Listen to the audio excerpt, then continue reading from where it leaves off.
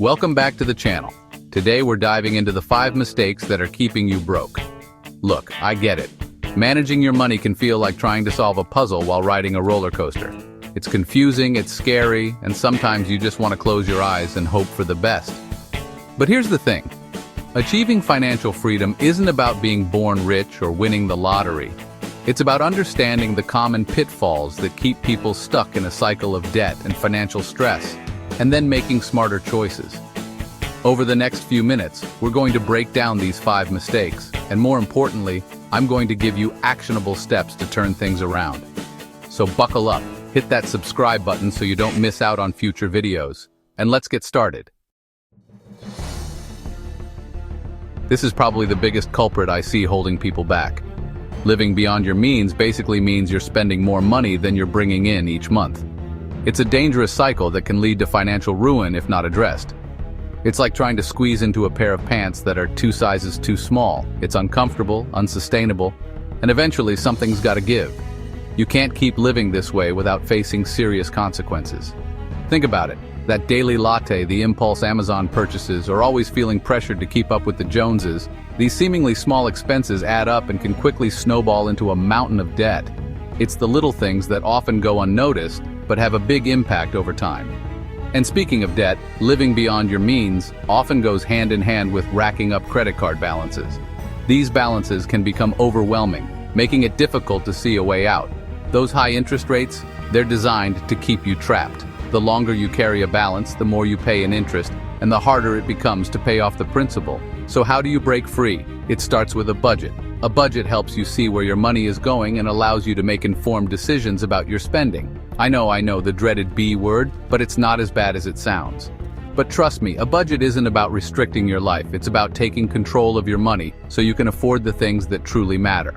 It's about prioritizing your spending to align with your values and goals. Start by tracking your expenses for a month. Write down every single purchase, no matter how small. You'll probably be surprised where your money is actually going. Those small, seemingly insignificant purchases can add up to a significant amount over time. Then identify areas where you can cut back.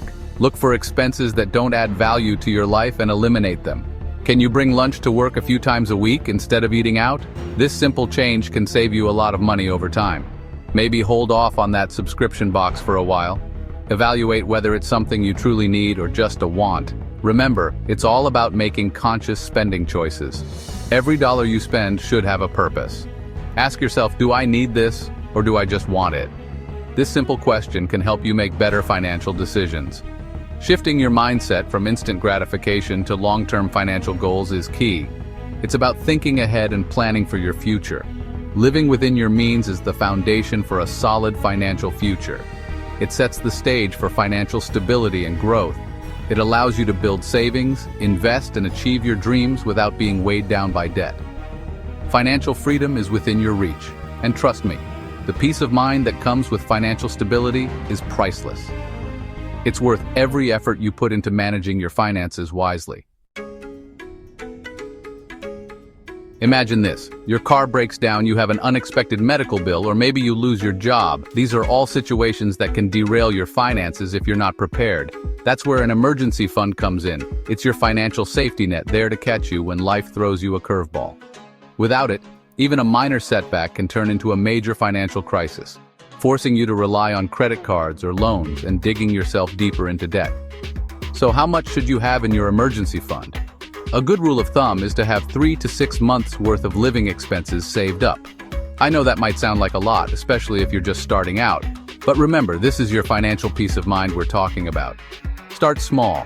Even setting aside $50 or $100 a month is better than nothing. As you get raises or bonuses, consider putting a portion of that extra money directly into your emergency fund. Think of it like this. You wouldn't drive a car without insurance, right? Well, your emergency fund is like financial insurance. It's there to protect you from the unexpected. Having that financial cushion not only provides peace of mind, but it also gives you the freedom to make decisions without feeling financially strapped. It empowers you to walk away from a job you hate, pursue a new opportunity, or handle unexpected expenses without derailing your entire financial plan. Chapter 3. Ignoring investments. You're literally losing money. Okay, Let's talk about one of the biggest missed opportunities when it comes to building wealth, not investing. Many people think that saving money is enough, but that's a common misconception. I'm not talking about getting rich quick schemes or risky bets on the stock market. Those are more like gambling than investing. I'm talking about the power of compound growth and putting your money to work for you over the long term. It's a slow and steady process, but incredibly powerful. Here's the thing. When you leave your money sitting in a savings account, especially with today's low interest rates, it's actually losing value due to inflation. Your purchasing power decreases over time. That's right, your money is slowly shrinking over time. It's like watching your hard-earned cash evaporate. Investing, on the other hand, allows your money to grow exponentially. It can turn small amounts into substantial sums over the years. It's like planting a seed and watching it grow into a tree. The growth may seem slow at first, but it accelerates over time. The earlier you plant that seed, the more time it has to grow and flourish. Starting early gives your investments the best chance to thrive. Now, I know investing can seem intimidating, especially if you're new to it. The financial world can be complex and overwhelming, but it doesn't have to be complicated. There are tools and resources designed to make investing accessible to everyone. There are plenty of beginner-friendly options out there like index funds or ETFs, which spread your risk across many stocks.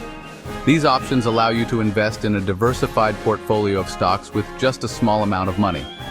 Diversification helps manage risk. Even if you can only invest $50 or $100 a month, it's a start. Small, consistent investments can make a big difference. That's still $50 or $100 more than you had before, and it sets the foundation for future growth. Over time, those small contributions can add up to significant wealth. The magic of compounding works best with consistency. The key is to start early and be consistent. Regular investments, no matter how small, build up over time. Remember, time is your greatest asset when it comes to investing. The longer your money is invested, the more it can grow. The sooner you start, the more time your money has to grow and compound. Don't wait. Start investing today. Chapter 4. Accumulating bad debt. The interest rate trap. Not all debt is created equal. Some debts can actually work in your favor, while others can be detrimental to your financial health. There's good debt, like a mortgage on a rental property that generates income, providing you with a steady cash flow. And then there's bad debt, like high-interest credit card debt that can quickly spiral out of control, leading to financial stress. Think of it like this. Good debt is like investing in an asset that will appreciate in value over time, potentially increasing your wealth. While bad debt is like throwing money down the drain with no return on your investment. It's money you're paying in interest that could be going towards your financial goals instead, such as saving for retirement or a child's education. Credit cards are one of the biggest culprits of bad debt, often leading people into a cycle of borrowing and repayment. Those high interest rates can quickly turn a small balance into a mountain of debt that feels impossible to pay off, creating a sense of hopelessness. And the longer you carry a balance, the more you're paying in interest charges, which can add up to a significant amount over time. So how do you break free from the bad debt cycle?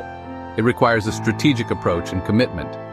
It starts with creating a plan to pay off your debt as quickly as possible, prioritizing high-interest debts first. One popular method is the snowball method, which can be very effective for many people, where you focus on paying off your smallest debt first, gaining a quick win, while making minimum payments on your other debts, ensuring you don't fall behind on any accounts. This can give you a sense of momentum and motivation to keep going as you see your debts gradually disappearing. Another important step is to avoid accumulating more bad debt in the future, which requires discipline and planning. This means being mindful of your spending habits, living within your means, and avoiding unnecessary expenses, and only using credit cards responsibly, ensuring you don't fall back into the debt trap. If you do use credit cards, make sure you're paying off the balance in full each month to avoid those hefty interest charges. Which can save you a lot of money in the long run. Remember, breaking free from bad debt takes time and effort, but the rewards are well worth it. But it's one of the best things you can do for your financial future, leading to a more secure and stress-free life. It will free up more money in your budget, reduce your financial stress, and give you more control over your finances, and allow you to focus on your financial goals, ultimately achieving financial freedom and peace of mind. Chapter 5. Lack of financial education. Don't be afraid to learn. Let's face it, personal finance isn't exactly a topic that's widely taught in schools. Many of us graduate without a basic understanding of how money works, let alone how to manage it effectively. But here's the good news: it's never too late to learn. In today's digital age, there are countless resources available at your fingertips, from books and podcasts to websites and YouTube channels, like this one. There's a wealth of information out there to help you improve your financial literacy. Start by learning the basics: budgeting, saving, investing, debt management. Once you have a solid understanding of the fundamentals, you can start exploring more advanced topics like retirement planning, real estate investing, or starting your own business. Remember, knowledge is power, especially when it comes to your finances. The more you understand about money, the better equipped you'll be to make informed decisions that align with your financial goals. Don't be afraid to ask questions, seek out mentors, or join online communities where you can learn from others who are on a similar financial journey. The more you learn, the more confident you'll become in managing your money and building a secure financial future. Thanks for watching. If you found this video helpful, make sure to like, subscribe, and hit the notification bell for more tips on financial growth and success. Don't forget to share this with anyone who might need it or find it useful. Remember, achieving financial freedom is a marathon, not a sprint, so pace yourself. It's about making small, consistent changes over time that can have a big impact on your financial well-being. So start today. Take control of your finances and start building the future you truly deserve. See you in the next video. Take care.